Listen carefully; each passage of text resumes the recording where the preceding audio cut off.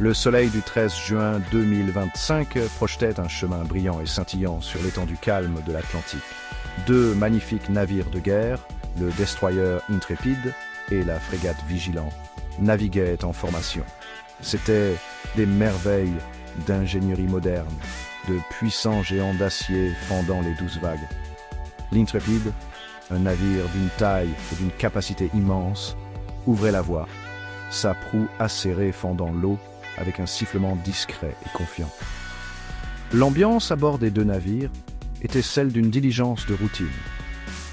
Les marins s'acquittaient de leurs tâches avec une efficacité rodée, leur voix un murmure bas contre le vrombissement constant et apaisant des puissants moteurs qui les propulsaient à travers le bleu infini. À bord du Vigilant, un navire légèrement plus petit mais tout aussi redoutable, l'équipage ressentait le même sentiment de paix. La mer était leur foyer, un royaume vaste et prévisible en ce jour particulier. De jeunes aspirants se tenaient sur la passerelle, apprenant la danse complexe de la navigation auprès d'officiers expérimentés. Sous les ponts, les ingénieurs surveillaient le cœur vibrant du navire, leurs yeux scannant les jauges et les cadrans qui leur assuraient que tout allait bien. Le doux roulement du navire était une berceuse familière pour ces hommes et ces femmes de la mer.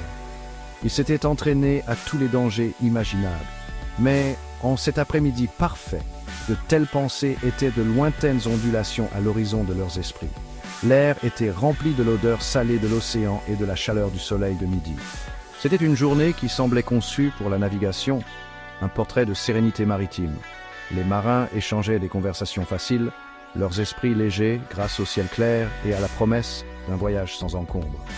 Ils parlaient de leurs familles restées au pays, de leurs projets pour leur prochaine permission à terre et de la simple fierté qu'ils tiraient de servir à bord de si beaux navires. Le danger semblait une histoire d'un autre monde, un mythe murmuré à l'académie mais rarement observé sur une mer aussi placide et accueillante. L'océan semblait les étreindre dans ses bras vastes et paisibles.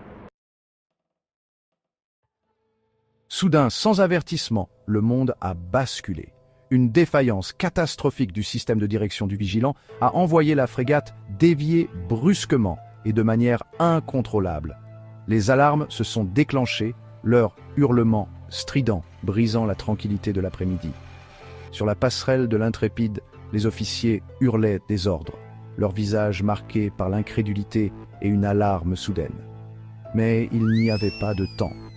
Les deux titans d'acier, qui naviguaient quelques instants auparavant en parfaite harmonie, étaient désormais sur une trajectoire de collision